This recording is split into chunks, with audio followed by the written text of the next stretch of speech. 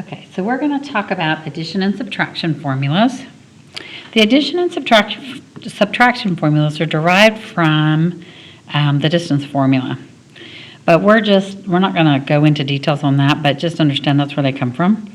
So we have two addition and subtraction formulas for sine, two for cosine, and two for tangent. We will also talk about the cofunction identities, and we'll do something with an identity from calculus, and we will talk about all these formulas involved in lots of trig problems. So let's go look at our first example. So we are finding the exact value of the cosine of 75 degrees. Now, what we need to understand is this is not something that is off of our unit circle. So this is not something we can use there, but we can use the angles that we know. So for our solution,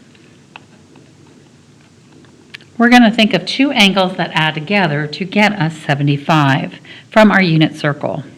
So our solution for 75 degrees, we could use the angle of 45 degrees plus 30 degrees. They add up to 75, and we know the exact values of these because this is the clue. When they're asking for an exact value, you're not looking to find the decimal approximation in a calculator. So we are looking for the cosine of 75 degrees will be equal to the cosine of 45 degrees plus 30 degrees. So going back to our formulas, this is the cosine of s plus t. So this will be the formula that we follow. So this is our s, and this will be our t. So this will become the cosine of s times the cosine of t minus the sine of s sine of t. All right, we know the value of cosine of 45. That's going to get us the square root of 2 over 2. Cosine of 30 is the square root of 3 over 2. Minus the sine of 45 is the square root of 2 over 2. And the sine of 30 is 1/2. So as we multiply this, square root of 2 times the square root of 3 will get us the square root of 6 over 2. Minus the square root of 2 times 1, which is square root of 2, over, and that should not be 2, that should be a 4, sorry about that, over 4. Now we can combine these to be the square root of 6 minus the square root of 2 over 4. Now you would get the exact same answer even if you swap the s and t's. The signs would end up being the negative square root of 2 plus square root of 6. So it doesn't matter the order in which you put your angles in, you'll get the exact same answer. It may look slightly different because things may be moved around, but it'll be the same thing. All right, let's go look at our next example. Let's find the exact value of the cosine of pi over 12. So if we're looking for pi over 12, we need to find a solution for that one as well. So the solution is we need to find pi over 12 equal to things that we know. So to get 1 pi, we need to do a subtraction. We can't do addition, we'll do subtraction this time. So we're going to go with 3 pi over 12 minus 2 pi over 12. Which the 3 pi over 12 would be pi over 4, and 2 pi over 12 would reduce down to pi over 6. So we're just starting with something. We see that this actually becomes something we know. If we started with something and it didn't reduce down to things that we know, we'd try again. But we know pi over 4 and pi over 6, again, from our unit circle. So the cosine of pi over 12 will be equal to the cosine of pi over 4 minus pi over 6. So this will again be using our formula from our addition formulas. This is actually our subtraction. So we'll have the cosine of s, cosine of t, plus sine s, sine t. So we'll have cosine of pi over 4 times the cosine of pi over 6. And if you want, you can put those in parentheses if that helps you see it better. Plus the sine of pi over 4 times the sine of pi over 6. So the cosine of pi over 4 is again square root of 2 over 2. Cosine of pi over 6 is square root of 3 over 2. Sine of pi over 4 is square root of 2 over 2. Sine of pi over 6 is 1/2. This will get us the square root of 6 over 4 plus the square root of 2 over 4, which will get us square root of 6 over 4, square root of 6 plus the square root of 2 over 4, all into one fraction. Now, it's not always going to be square root of 6 and square root of 2. It just happens to be that way because of the values that we are choosing. All right, let's go look at our next example. So we're going to find the exact value of the sine of 20 degrees, cosine of 40 degrees, plus the cosine of 20, sine of 40. So for this one, for our solution, we have to match the formula. So we've got to go figure out what is the sine cosine plus cosine sine. So let's go over here. We have sine cosine plus cosine sine. That is the sine of s plus t. That matches our formula, the very first one that we have. So that tells us that we are going to have the sine of s plus t. So with that, we have to figure out what is s and what is t. S is what is coming first, so this will be our s, and this will be our t. So our sine of 20 degrees cosine of 40 degrees plus the cosine of 20 degrees sine of 40 degrees will be equal to the sine of our s plus our t. Well, 20 plus 40 is equal to the sine of 60 degrees. We're kind of going opposite of how we started. And the sine of 60 is going to be square root of 3 over 2. So in this case, instead of starting with the sine of 60 and finding two angles and then going to the formula like we did at the beginning, we went backwards. We were given something, we reduce it down, find the degree, and then find the value of that. All right, so let's go look at another example.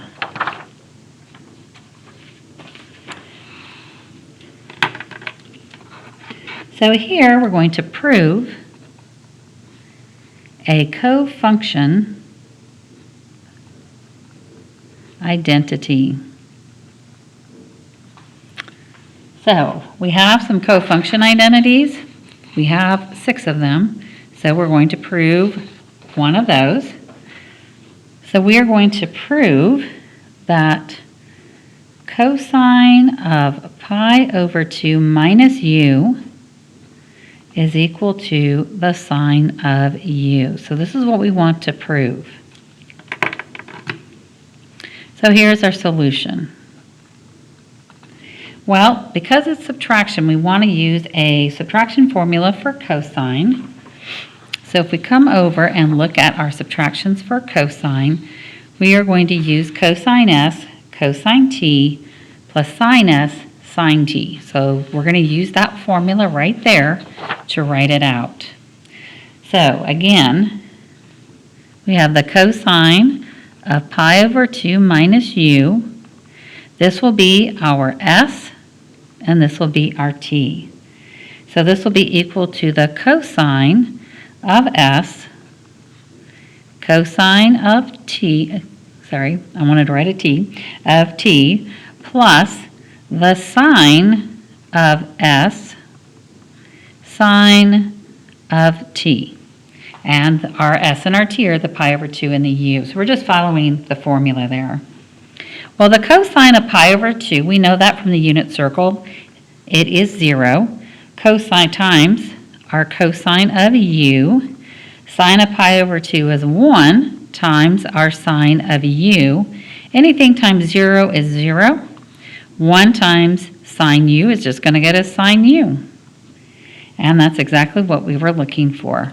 We have proven that it is equal to sine u. All right, so let's go prove another one. So let's prove an identity. Now, if you're worried about having to know on the formulas in my class, I will give you all of the formulas. They'll even be labeled out because there are a lot of them and they're very similar, so it will be exactly telling you this is cofunction, this is subtraction, addition, formulas, all of that. All right, so we are going to verify that 1 plus tan x over 1 minus tangent of x is equal to the tangent of pi over 4 plus x. Well, if we look at the tangent of s plus t, that is equal to tangent of s plus tangent of t over 1 minus tangent s tangent t. That is our tangent of s plus t. So we're going to look at the tangent of s plus t, and we're going to use our formula and work it back to say that we're equal to that left-hand side. So we're going to take our right-hand side, sorry. Our right-hand side is equal to the tangent of pi over 4 plus x, and we're going to plug it into the formula. So this is going to be the tangent of pi over 4 plus the tangent of x all over 1 minus the tangent of pi over 4 tangent of x. So we've gotten started. So the tangent of pi over 4 is equal to 1 plus the tangent of x. 1 minus tangent of pi over 4 is also equal still to 1. So it's going to be 1 times your tangent of x. So if we just rewrite this, we have 1 plus the tangent of x over 1 minus the tangent of x. Well, this equals our left-hand side. So we are good on that one. So hopefully a lot of this is, it's just about finding the right formula and plugging that formula in. Alrighty, let's go look at another one. This is an identity from calculus.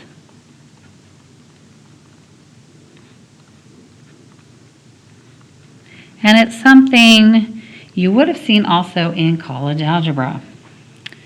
So we have f of x plus h minus f of x all over h. You saw this in college algebra. You will see this again in calculus.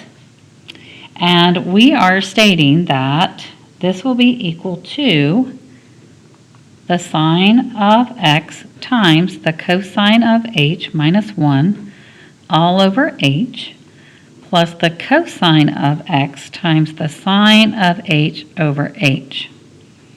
And we are going to say that this is if the sine of x is equal to f of x. So we're saying f of x is equal to sine x. That's what we're going to use for our basis.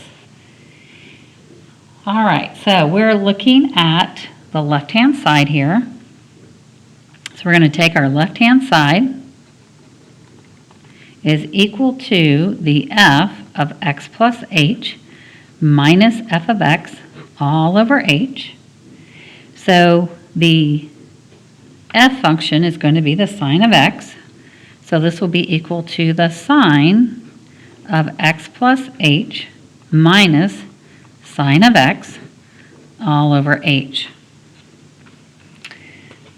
So we're going to look at the sine of x plus h using our addition formula. That's the same as s plus t, so we'll get sine s cosine t plus cosine s sine t. So this will become the sine of x cosine of h plus cosine of x sine of h, and still that minus the sine of x all over h. So we used our addition formula to get there so far. All right, so now what I want to do is reorder things. I'm going to move the sine of x over because I know I need to get the sines all on one part with a one cosine, and then I'll have a cosine with a sine. So I can kind of see this part right here is right there. And if I put these two together, I bet I can come up with this one. So I'm just going to rewrite it. So I'll have the sine of x cosine of h minus the sine of x plus the cosine of h sine of h all over h. So I just moved that sine x over to the middle part because now I can kind of separate things slightly. So I can look at just this part and I can factor out a sine x. So I get the sine of x times the cosine of h minus 1 plus our cosine of h sine of x, sine of h, got to keep my variables correct, over h. Now I can split my two fractions and I'll be in a better way here. So I'll have my sine of x times my cosine of h minus 1, and I'm going to just put this part over the h. It's multiplied, so it's okay to just put the denominator right there. And then we'll pull out the cosine of x. And did I mess that up? Yes, I did. This should be the cosine of x. So sorry. I am not keeping my variables very straight. But we had cosine of x. It's staying the cosine of x. So the cosine of x times our sine of h, and then I'm going to put the h right there. Because when I split my fraction, it's okay to put just the h on each part. And this is equal to that, so it equals our right-hand side, so we have proven that one. So sometimes it can look big and scary, but we are okay with that. We just take it one step at a time and see where we can go. As long as we keep our variables straight. It can be hard to do. All right, let's go look at our next one. We are going to express 3 times the sine of x plus 4 times the cosine of x in the form of k times our sine of x plus phi. So this is going to be using this part that we know here. So the cosine of phi is equal to this, and the sine of phi is equal to that. And a sine x plus b cosine of x is equal to k times the sine of x plus phi. So that's if they're real numbers, and this is with the sum of sines and cosines. And so we can use this knowledge. I'm not going to go into proving the formulas or anything, but you can use that knowledge to do this problem.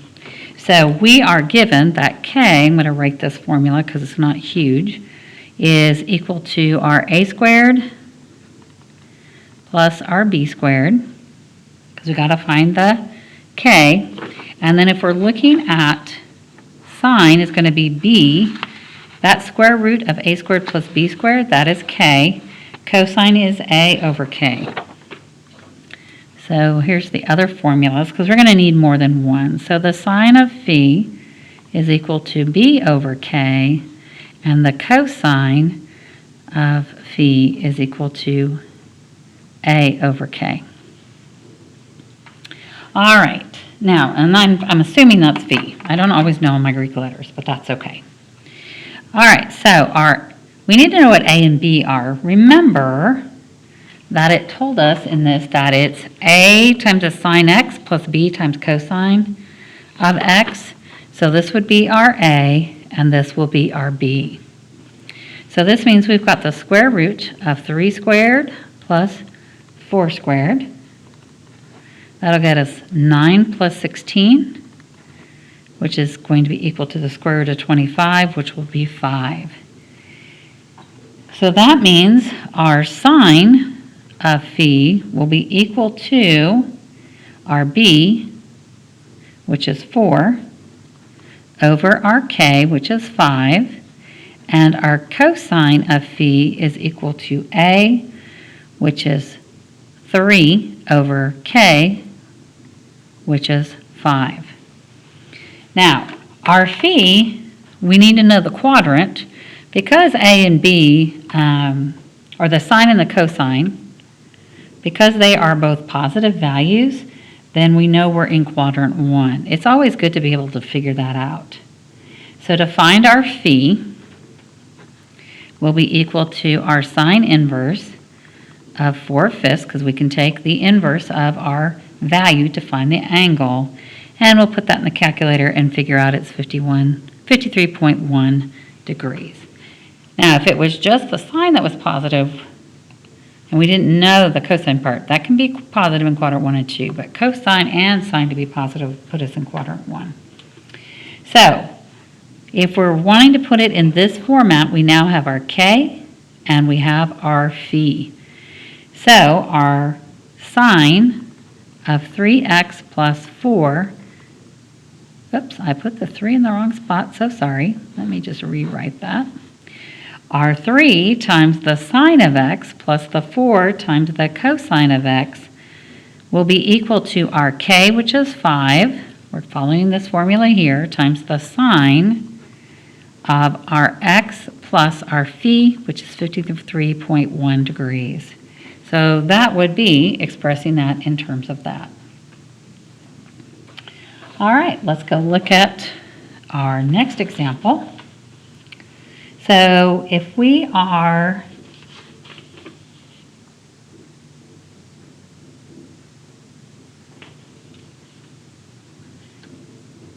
I think we're just going to stop here. I think we are good. We just needed to cover one of these types, and I think we're going to stop at this point.